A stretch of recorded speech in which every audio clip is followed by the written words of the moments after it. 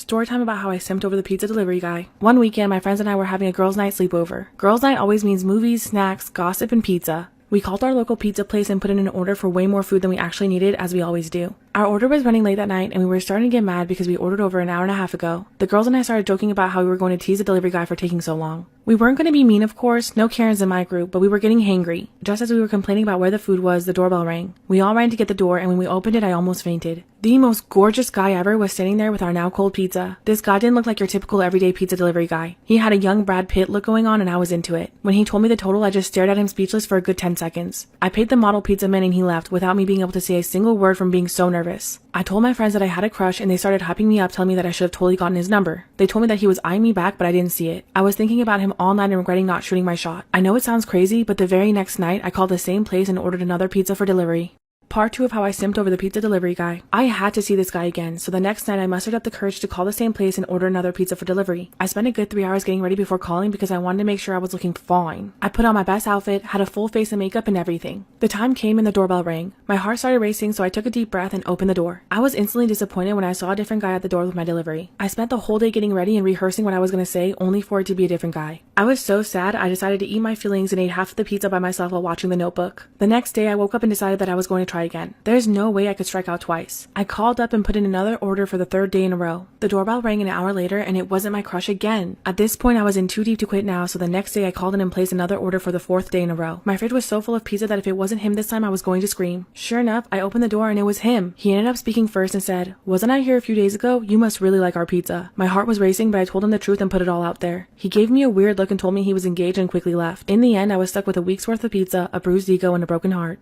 My husband and I are in our late 20s and have been married for 4 years. He finished college with a finance degree and thought he'd go into accounting, but quickly found out that it wasn't his passion. He bounced from jobs and ideas pre-COVID, but nothing really stuck. Since COVID, he hasn't attempted anything and said that after the pandemic ends, there will be a boom of jobs so he can find what he's passionate about. I've been working full-time and thankfully, my job became remote. I've been paying the bills and keeping the food on the table. After the fiscal year closed, my work had done really well. We sell medical testing equipment, which was a big product of 2020. I was given a promotion and a pay raise, but also a small bonus. It was exciting because I could finally repair my purse and replace some shoes that were destroyed. When I told my husband, he seemed way more excited than me over this promotion. He went off about how he was going to redo his game area and get new systems. I was dumbfounded and got quiet because I couldn't believe what he was saying. He eventually went out and spent all of my bonus on a new computer. We got into a huge argument and he called me selfish for not being happy that he got to achieve his dream. He called me spoiled for being upset that I couldn't spend money on myself first. I called him ungrateful since I was the only one providing. He got mad and left the house saying that I'm making the money so I shouldn't throw it in his face that he doesn't have an income. Everyone thinks I overreacted to something that makes my husband happy. I've gotten so many texts about being an a-hole that I'm starting to wonder, am I? Part 2 of how my husband spent my bonus on himself. My husband went back to his parents and waited for my apology, which I never gave. Instead, I realized that I wasn't going to treat our relationship like a marriage if he wasn't, and I wasn't going to baby an almost 30-year-old. When he noticed I drained our joint bank account, he escalated things by saying that I was his and I could never leave him because he owned me. He also said that all of my success was his and without him, I would be a loser dropout. His family was even worse because I had already blocked them, so they made fake accounts using apps to hide their number and harass me. They said that I ruined their son's life and how he sacrificed everything to get me to where I am. They also said that throwing him to the side like this was disgusting and I deserved to rot. I provided all of this to my lawyer who recommended I get a restraining order and not engage but just keep the records. I separated our finances completely and changed banks. I told him that my husband is never allowed to access these accounts because I feel like he'd take it all and run. I changed my number and took myself off of social media. Part of me is broken our marriage came to an end over a computer. I must look like a fool to everyone for missing the warning signs. I lost a majority of my friends because they thought I was the selfish one since I was the one with the job. They also said that marriage is for better or worse and so on. I filed for divorce and I'm picking up the pieces. Story time about the weirdest things to happen while working as a stripper. I was giving a $25 dance in a busy room filled with other dancers. It was the room for the cheap customers, so there weren't any dividers. Just a big room filled with armchairs and people watching each other get private dances. At this specific club, dancers were required to remove our shoes during private dances so we wouldn't damage the armchairs. We usually put our shoes and whatever else under the chair so that nobody would mess with them while we were busy. After the private dances, my guy and the guy next to me are the only ones to buy a second dance. The rest of the girls clear out and it's just me and another girl. When I look over, the other guy is sniffing the sole of the girl's shoe behind her back while she's grinding on him. We make eye contact and he drops her shoe. I don't want to ruin my own private dance by saying something, so I ignored it and just continued to do my thing. They were only 3 feet away, so it was hard not to notice things. I look over again and he's doing it again. He noticed me looking and dropped the shoe, looking away. Finally, a third time I look over and this dude is giving the heel of her stripper shoe a freaking BJ, all while making eye contact with me. This time, he holds eye contact and intensely stares at me. That's when I got creeped out and avoided him the rest of the night. I also never told the girl that her shoe had been defiled. Part 2 of the weirdest things to happen while working as a stripper. One night, there was an older gentleman around 55 years old buying lots of double dances. He was tipping generously and even buying everyone in the bar a round of drinks at some point. It was around 1 in the morning when this large, curly, red-haired lady smashes down onto the push-and-door lever as hard as humanly possible. Every patron in the club turned and looked at the door. She stood there in all her glory with a red fried perm, mom jeans, and thick framed glasses. I could instantly tell that she was seething with anger. She was on a mission and stormed towards the back of the club where the VIP rooms were, all while shouting, "Derek! Derek, where the F are you?" The bouncer immediately notices and runs towards the back, trying to stop her from causing any problems. However, it was too late. She swings the VIP room door open and sees him in there with 2 girls getting a double dance. She immediately grabs him by the arm and starts yanking him towards the door, all while smacking him repeatedly. She pulls him out into the parking lot and then into her car. That was the last we ever saw of generous old Derek. This is why best friends can be abusive too. I had moved to England with my ex around 3 to 4 years ago. We had broken up and remained good friends and just rented a house together. We weren't hostile and learned that we were better as friends than in a relationship. I started going out to local bars and shops to make friends because I didn't know anyone there. This is when I met a guy named Craig who quickly became my best friend. He was a little odd, had family in the area and his own flat. Shortly after meeting Craig, my ex moved back in with his family and I couldn't afford to make rent on my own. This is when Craig and I decided to rent a house together. We weren't romantically or sexually involved, we were strictly just friends. He was the type of guy who always had a few girls in tow, so he'd never be without a love interest. I started seeing a guy named Jay who would stay over a few times throughout the week, eventually becoming my boyfriend. Craig quickly made it known that he hated it. We would argue about him and I made it known to him that we were only friends, so he needed to stay out of my dating life. One night, Craig pounced on me in my room, getting on top. He put his knees on my arms and started to strangle me. He was saying things like, "Where is he now?" And I honestly thought I was about to die. As I felt his grip tighten, I thought of my mom who was only 4 to 5 hours away. I thought of how she'd never know what happened to me or how she'd have to identify the body of her only child.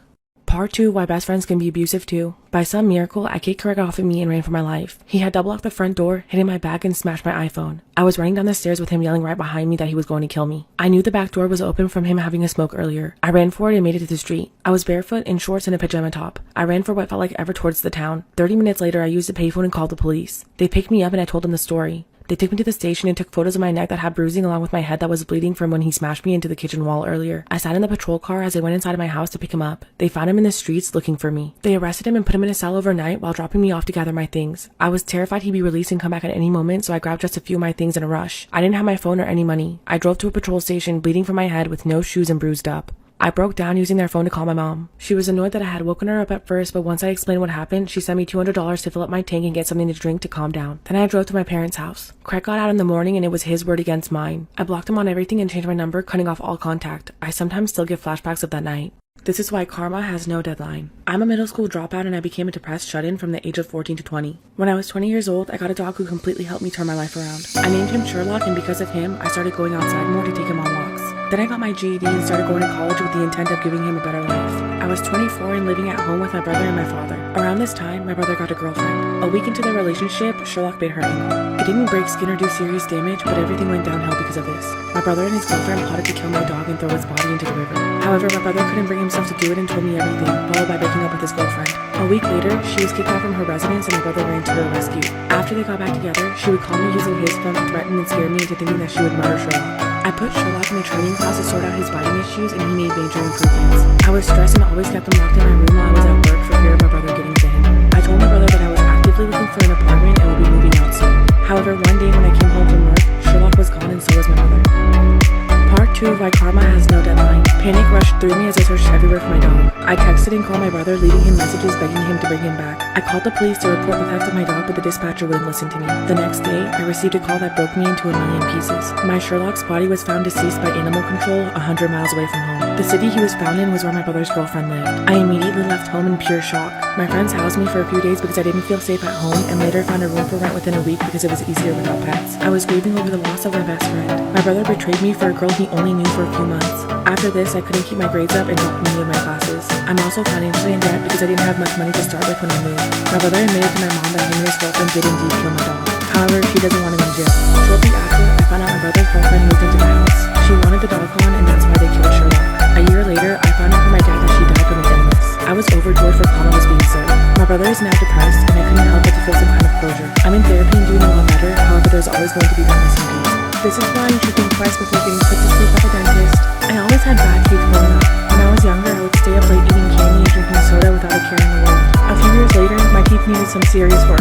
My mom didn't make a lot of money and also didn't care too much, so I never got them fixed as a kid. When I was 18, I got a job and made it a priority to fix my teeth with the money I earned. I did did some research online for an affordable dentist and found one that would take my job's subpar insurance. When I arrived for my first visit, I immediately noticed the office was worn down and old. From the moment I got there, something didn't feel right. But I chalked it up to being nervous because I was scared to see what the dentist had to say. I also couldn't help thinking about the potential pain of getting my teeth fixed. After the dentist made his initial assessment, I noticed he kept putting his hand on my shoulder as he was talking to me, which made me a little uncomfortable. He said I needed serious work done and advised me to be put to sleep to make it pain-free and easy, to which I agreed. I came in about a week later and was put to sleep while he worked on my teeth. I was pretty groggy when I woke up, but I noticed pretty quickly that something was wrong. I was terrified to realize that my bra was lifted up on one side of my chest. My experience only got worse from here.